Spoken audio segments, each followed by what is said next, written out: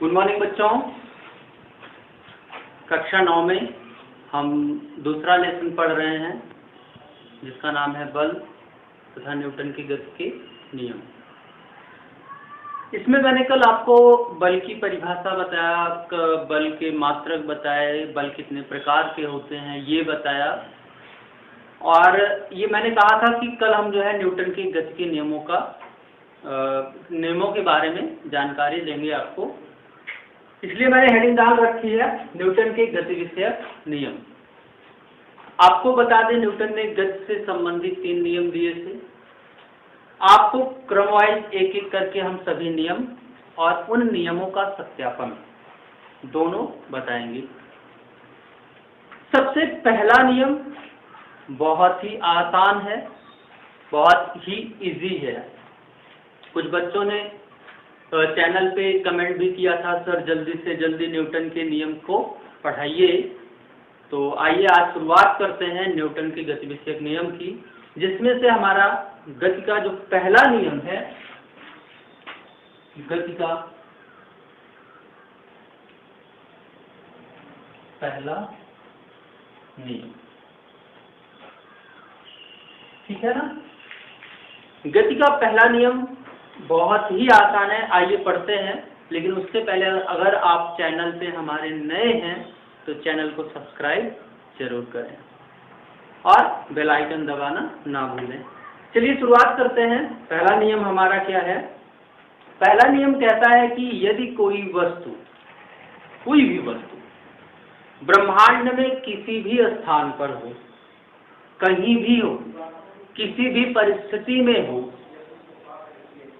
तो उस वस्तु के लिए हम ये बात करेंगे। तो क्या कहता है पहला नियम कि यदि कोई वस्तु विरामावस्था में है, कौन सी अवस्था? विरामावस्था, यानी कि वो स्थिर है, वो गति नहीं कर रही है, तो वो सदैव विरामावस्था में ही रहेगी।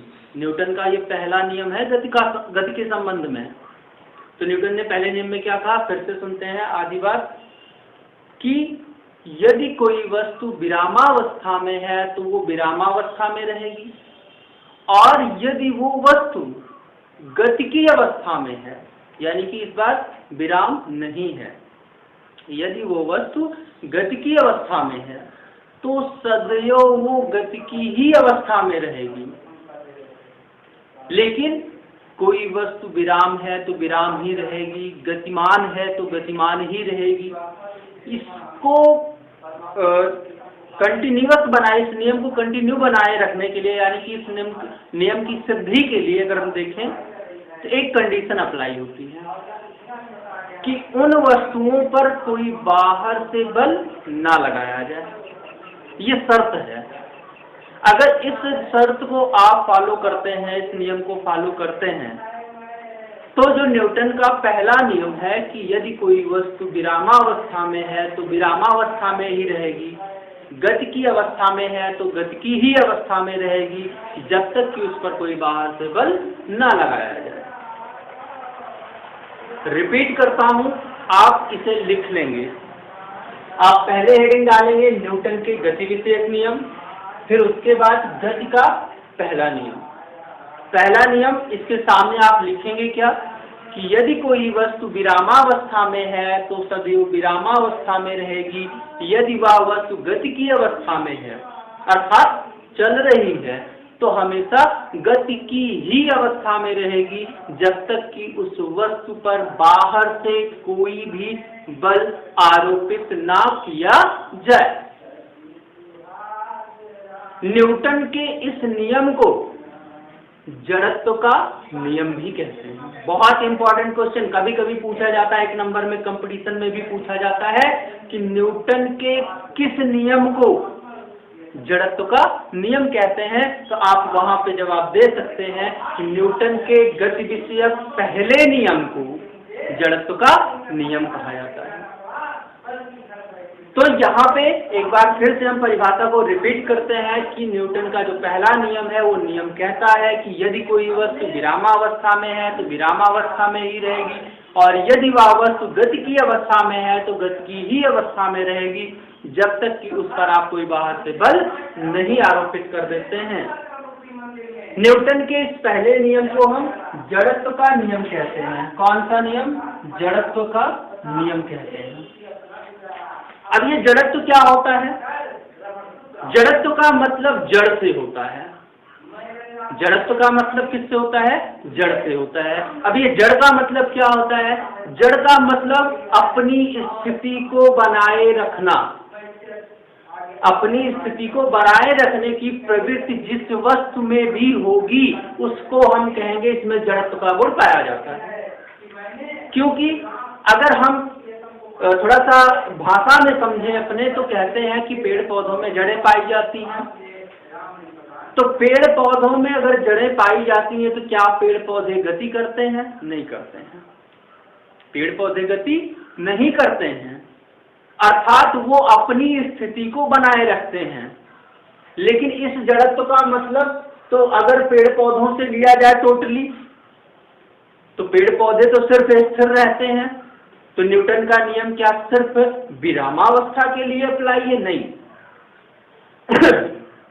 ये गति की अवस्था के लिए भी अप्लाई है। यानी कि अगर रुकी है तो हमेशा रुकी रहेगी, और अगर चल रही है तो हमेशा चलती रहेगी, जब तक आप उस पर बाहर से कोई बल ना लगा दें। यानी कि रुकी है तो रुकी रहेगी, अगर आप बल लगाओगे तो चलने लगेगी, और अगर चल रही है तो चलती ही रहेगी, जब तक आप बल नहीं लगाओगे बाहर से कोई, तब तक वो रुकने वाली नहीं है। तो जड़त्व का मतलब सिर्फ यहां से है कि अपनी प्रवृत्ति को बनाए रखना, अपने गुण को, अपनी प्रॉपर्टी को बनाए रखना। और उसकी प्रेजेंट टाइम में क्या प्रॉपर्टी है कि अगर वो चल रही है तो उसके चलने की प्रवृत्ति है, अगर वो रुकी हुई है तो उसमें रुकने की प्रवृत्ति है। तो दोनों जो होंगे, चाहे वो गतिमान होगा और चाहे स्थिर होगा। अगर गतिमान होगा तो हमेशा चलने का प्रयास करेगा, स्थिर होगा तो हमेशा स्थिर रहने का प्रयास करेगा। अगर आप उसकी अवस्था में परिवर्तन करना चाहेंगे, यानी कि विराम से गति में या गति से विराम में, तो अगर आप उसकी अवस्था में परिवर्तन करना चाहेंगे तो उस परिवर्तन का वो क्या करता है? विरोध करता है। जैसे अगर आप दौड़ रहे हैं, अचानक आपको रुकने के लिए कहा जाए, तो आपको रुकने के लिए भी बल का इस्तेमाल करना पड़ता है। आप साइकिल को चला रहे हैं, बहुत तेजी से जा रहे हैं, आगे अचानक आपको कुछ दिखाई देता है, आपको रुकने की जरूरत पड़ती है। ऐसी स्थिति में भी आपको बल की आवश्यकता होगी, क्योंकि आप जब रुकेंगे, आप पहले गति की अवस्था में थे, तो आपका शरीर जो है वो जड़त्व के कारण, अपनी प्रवृत्ति बनाए रखने के कारण, न्यूटन के पहले नियम के अनुसार दौड़ना ही चाहेगा, उसे दौड़ने में आसानी होगी। लेकिन अगर अचानक रुकना पड़ा या रुकना पड़ा तो रोकने के लिए अपने आप को भी बल का इस्तेमाल करना पड़ता है। साइकिल चल रही है तो साइकिल को अगर हमें रोकना है तो हमें ब्रेक के माध्यम से उसके टायर पे बल आरोपित करना पड़ता है। अर्थात अगर हम उसकी गति की अवस्था को विरामावस्था में, यानी कि उसकी अवस्था को बदलना चाहते हैं, विरामा का मतलब रुक जाना ही नहीं, विरामा का मतलब कि उसकी स्पीड हम कम भी कर सकते हैं या बढ़ा भी सकते हैं, सिर्फ हमें अवस्था में परिवर्तन करना है। यानी कि स्पीड कम से ज्यादा भी अवस्था में परिवर्तन है, ज्यादा से कम भी अवस्था में परिवर्तन है। रुकी है तो चलाना परिवर्तन है, चल रही है तो रोकना भी परिवर्तन है। तो उसकी अवस्था में एग्जैक्ट पोजीशन में अगर हम चेंज लाते हैं तो हमें बल का इस्तेमाल करना पड़ेगा। क्यों करना पड़ेगा? क्योंकि न्यूटन का पहला नियम कहता है कि वस्तु यदि गति की अवस्था में होगी तो गति की ही अवस्था में रहना चाहेगी, और अगर विरामावस्था में होगी तो विरामावस्था में ही रहना चाहेगी। और अगर आप उसकी अवस्था को बदलना चाहेंगे तो वो उस बदलाव का विरोध करेगी, और उस विरोध में आपको बल आरोपित करना पड़ेगा। जब आपका बल उसके बल के बराबर हो जाएगा तो वो गति से में होगी तो रुक जाएगी, रुकी होगी तो चलने लगेगी। यह है न्यूटन के गति का पहला नियम।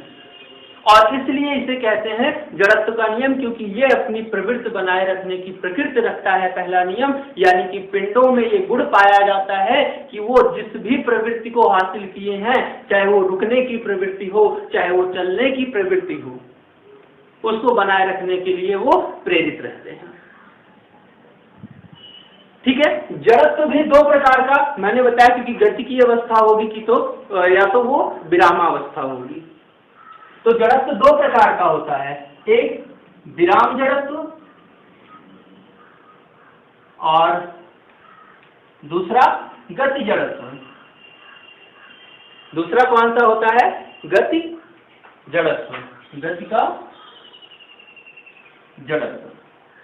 जड़त्व भी दो प्रकार के, यानी कि किसी भी वस्तु में जो अपनी प्रवृत्ति बनाए रखने का गुण होता है वो दो प्रकार का होता है। अभी मैंने पीछे समझाया कि या तो वो विराम अवस्था में होगी तो रुकने का प्रयास करेगी, चलना नहीं चाहेगी। अगर वो चल रही होगी तो चलना ही चाहेगी, रुकना पसंद नहीं करेगी। तो जड़त्व कितने प्रकार का होता है? दो प्रकार का, विराम जड़त्व और गति जड़त्व। अगर परिभाषा आपको देनी हो, ये परिभाषा भी इसकी लिख लेते हैं, पढ़ लेते हैं। ये अगर आपसे पूछा है विराम जड़त्व किसे कहते हैं, तो आप कह सकते हैं कि ऐसा जड़त्व जो अपने गति का विरोध करता हो, या ऐसा जड़त्व जो किसी वस्तु की विरामा अवस्था के कारण उत्पन्न होता है, जो किसी वस्तु में वस्तु की विरामावस्था के कारण उत्पन्न होता है। आप परिभाषा लिखिए, मैं बोल रहा हूं, आप हेडिंग डालेंगे विराम जड़त्व किसे कहते हैं। आप क्या लिखेंगे कि जब किसी विराम वस्तु में उसके विरामावस्था के कारण जड़त्व उत्पन्न होता है, उसे विराम जड़त्व कहते हैं, और ये अपनी गति का विरोध करता है। दूसरा है आपका गति जड़त्व। गति जड़त्व किसे कहते हैं, तो आप कह सकते हैं कि जब किसी वस्तु में उसके गति करने की प्रवृत्ति पाई जाती है और वो रुकने का विरोध करती है, तो उसे हम गति जड़त्व कहते हैं। आइए देखते हैं कि आप सोच रहे होंगे कि सर जी ने तो कहा कि यदि कोई वस्तु चल रही है तो चलती ही रहेगी, रुकी हुई है तो रुकी ही रहेगी। ऐसा तो मैंने कभी नहीं देखा। रुकी या रखी हुई वस्तु, जैसे आपने ईंट रख दिया, एक हफ्ते बाद देखा फिर से वहीं रखी हुई है, एक महीने बाद देखा फिर से वहीं रखी हुई है, एक साल बाद देखा फिर से वहीं रखी हुई है, वो तो अपनी अवस्था नहीं बदली। लेकिन हम जब साइकिल चलाते हैं, चलाते चलाते जब हम पैडल को लगाना बंद कर देते हैं, तो होता क्या है, साइकिल कुछ दूर जाकर के अपने आप रुक जाती है। तो न्यूटन का नियम कहाँ गया? न्यूटन ने तो कहा था चल रही है तो चलती ही रहेगी, रुकी है तो रुकी ही रहेगी। रुकने वाला तो हमने देख लिया, चलने वाला तो नहीं देखा। तो आपको बता दें कि साइकिल चल रही थी तो चलने का ही प्रयास कर रही थी, लेकिन न्यूटन ने आखिर में यह भी कहा था कि जब तक उस पर कोई बाहर से बल ना लगाया जाए, तो साइकिल में हमने ब्रेक भी तो नहीं लगाई। लेकिन नहीं, साइकिल पर आपके ब्रेक के अलावा भी बहुत सारे गति विरोधी बल कार्य कर रहे होते हैं। सबसे पहला गति विरोधी बल तो टायर और पृथ्वी के बीच में लगता रहता है, घर्षण बल, जो आपके साइकिल की गति का विरोध करता है, और ये सदैव गति की विपरीत दिशा में लगता है। अगर आप आगे जाएंगे तो घर्षण पीछे लगेगा, आपको पीछे खींचेगा, आपको रोकने का प्रयास करेगा। आप पीछे चलोगे तो वो आगे लगना शुरू हो जाएगा। तो यदि कोई वस्तु आप देखें कि गति की अवस्था में, तो गति की ही अवस्था में रहना चाहती है, परंतु उसे रोकने वाले बहुत होते हैं। अब इसका हम आपको कुछ उदाहरण देंगे कि क्या हमें कभी ऐसा देखने को मिलेगा कि वस्तु चल रही है तो चलती ही रहे और रुकी है तो रुकी ही रहे। इसका उदाहरण आपको देखने को क्यों नहीं मिलेगा? जरूर मिलेगा। जब हम पृथ्वी से सैटेलाइट को भेजते हैं, उपग्रहों को भेजते हैं, जो ब्रह्मांड में पृथ्वी के चारों तरफ चक्कर लगाते हैं, उन सैटेलाइट्स को हम किसी प्रकार की बाहर से एनर्जी नहीं देते हैं कि वो गति करें, क्योंकि वहां पे ग्रेविटी 0 होती है और इस स्थिति में उस सैटेलाइट पे कोई भी फ्रिक्शन फोर्स अर्थात घर्षण बल कार्य नहीं करता है। ऐसी स्थिति में वो सैटेलाइट जितनी भी स्पीड से छोड़ दी जाती है, जिस भी एंगल से छोड़ दी जाती है, उतनी ही स्पीड से और उतने ही एंगल पे वो कंटिन्यूअसली पृथ्वी का चक्कर लगाने लगती है और फिर वो कभी नहीं रुकती, क्योंकि अब उसे बाहर से कोई बल आरोपित नहीं उस पर किया जा रहा है कि उस पर ब्रेक लगाया जा सके और उसे रोका जा सके। इसके और भी ढेर सारे सत्यापन हैं। जैसे हम देखते हैं कंबल को हाथ में पकड़कर डंडे से जब हम पीटते हैं तो उसमें से धूल मिट्टी के कण गिर जाते हैं। अब इसमें न्यूटन का पहला नियम कहाँ आ गया भाई? नहीं है न्यूटन का पहला नियम, और हम चाहते हैं आप ये सत्यापन याद करें और लिख करके हमें हमारे नंबर पे व्हाट्सएप करें या आप हमें कमेंट भी कर सकते हैं। तो जब हम कंबल को हाथ से पकड़ के डंडे से पीटते हैं तो उसमें जो भी धूल मिट्टी के कण होते हैं वो नीचे गिर जाते हैं। तो इसमें न्यूटन का पहला नियम कहाँ काम करता है? लेकिन करता है, कहाँ करता है आइए समझते हैं। जब कंबल हमारे हाथ में होता है तो कंबल में उपस्थित धूल मिट्टी के जो कण होते हैं वो विरामावस्था में होते हैं, और कंबल भी क्या होता है? विरामावस्था में होता है। जब हम हाथ में कंबल को पकड़ते हैं तो धूल मिट्टी के कण और कंबल दोनों, कौन कौन? धूल मिट्टी के कण और कंबल दोनों किस अवस्था में होते हैं? विरामावस्था में होते हैं। और जब उसे हम डंडे से पीटते हैं, तो कंबल अचानक बल लगने के कारण अपना स्थान बदल देता है। वो तो गति की अवस्था में आ गया, लेकिन धूल मिट्टी के कण विराम थे और विराम ही रहना चाहते हैं, इसलिए वो वहीं रुक जाते हैं और कंबल आगे निकल जाता है, जिससे धूल मिट्टी के कण नीचे बराबर गिरने लगते हैं। यानी कि यहाँ पे धूल मिट्टी के कणों में कौन सा जड़त्व था? विराम जड़त्व था। वो विराम थे, विराम ही रहना चाहे, अपनी प्रवृत्ति को बनाए रखने का प्रयास किया, जिसके कारण डंडा लगते ही कंबल तो आगे चला गया, लेकिन धूल मिट्टी के कण अपनी स्थिति को बदल नहीं पाए और धूल मिट्टी वहीं गिर जाती है। हम एक पेन को लेते हैं और उसके ऊपर एक सिक्का रखते हैं और अचानक से पेन पे बल आरोपित करते हैं, तड़ाक। देखते हैं कि पेन पर बल लगने के कारण, क्योंकि हमने उस पर बल आरोपित किया, इस कारण पेन तो आगे निकल जाती है, लेकिन सिक्का जहां पर था, क्योंकि वो विरामावस्था में था और विरामावस्था में ही रहने का प्रयास किया, इसलिए वो नीचे गिर गया,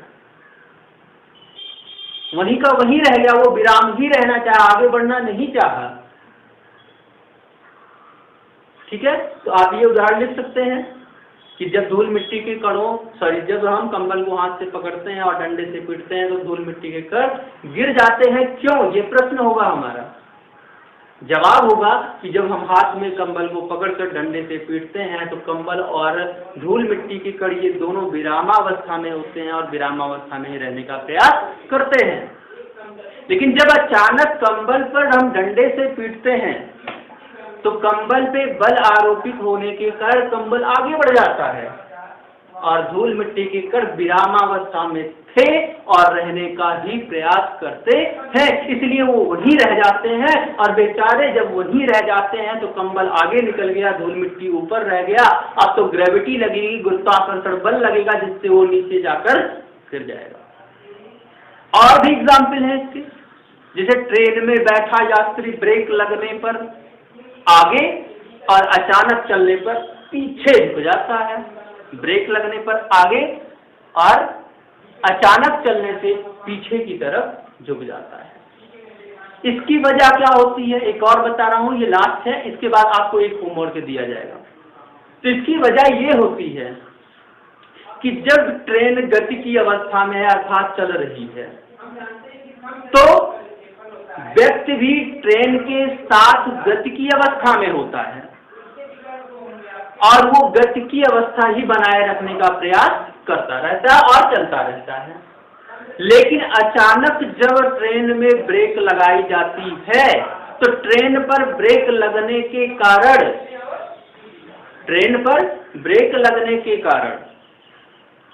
ट्रेन तो रुकने लगती है और ट्रेन से हमारा पैर जुड़ा होता है, इसलिए पैर भी रुकने लगता है। लेकिन सर क्या होता है, गति में था और गति में ही रहने का प्रयास करता है, इसलिए पैर तो रुकने लगता है, पीछे जाने लगता है, स्पीड कम होने लगती है और सर की स्पीड उस हिसाब से क्या हो जाती है, बढ़ जाती है। जैसे ये आप हो, ठीक, आप ट्रेन पे खड़े हो, ट्रेन की स्पीड 5 है तो आपके सर की भी स्पीड अभी कितनी है, 5 है, और पैर की भी कितनी है, 5 है, क्योंकि आप सब चल रहे हो। बट जब ट्रेन में ब्रेक लगा तो इसकी स्पीड 4, 3, 2, 1 और 0 होने लगी, घटने लगी। ट्रेन की स्पीड घटने के कारण ट्रेन पैर से जुड़ा हुआ था, पैर की भी स्पीड 4, 3, 2, 1, 0 होने लगी। लेकिन सर ट्रेन से ठीक तरीके से नहीं जुड़े होने के कारण ये 5 की स्पीड से जा रहा था तो 5 की ही स्पीड से चलता रहा। अब आप खुद सोचो, पैर की स्पीड कम, यानी कि पैर धीरे धीरे अब चल रहा है और सब तेजी से चल रहा है, तो ऐसी स्थिति में क्या होगा, सर आगे निकल जाएगा। भाई जो स्पीड बढ़ाएगा, जो जिसकी स्पीड ज्यादा होगी वो आगे जाएगा और जिसकी स्पीड कम होगी वो पीछे जाएगा। इसलिए जब ट्रेन पर ब्रेक लगता है तो पैर की स्पीड कम होने के कारण वो पीछे हो जाता है और सर आगे हो जाता है, स्पीड ज्यादा होने के कारण, इसलिए हम आगे की तरफ झुक जाते हैं। और जब अचानक ट्रेन चलती है तब क्या होता है, पैर तो ट्रेन के साथ जुड़ा होता है, इसको स्पीड मिल जाती है, ये रुका रहता है, रुकने का ही प्रयास करता है बेचारा, यानी कि आप ऐसे खड़े हैं, पैर आगे बढ़ गया, आपका सर वहीं रखा, वहीं रहने का प्रयास किया, इसलिए आप पीछे की तरफ झुक जाते हैं। ये क्वेश्चन पूछा जाता है कंपटीशन में भी, एग्जाम में भी। क्या क्वेश्चन आता है कि ट्रेन में बैठा यात्री ब्रेक लगने पर अचानक आगे की तरफ और अचानक चलने पर पीछे की तरफ क्यों झुक जाता है, तो आप बताएंगे जड़त्व के कारण। जब ट्रेन चल रही है तो उसमें गति जड़त्व होता है, जब ट्रेन रुकी हो तो उसमें विराम जड़त्व होता है। ठीक है, अब मिलते हैं आपको अगली वीडियो में न्यूटन के दूसरे नियम के साथ। लेकिन आपका जो होमवर्क है वो आप एक सत्यापन नहीं, सभी मैंने भी एक सत्यापन ढूंढ लिया है कि एक स्थान पे और हमें न्यूटन के पहले नियम का सत्यापन हम ढूंढ सकते हैं। बहुत बहुत धन्यवाद, मिलते हैं अगली वीडियो में।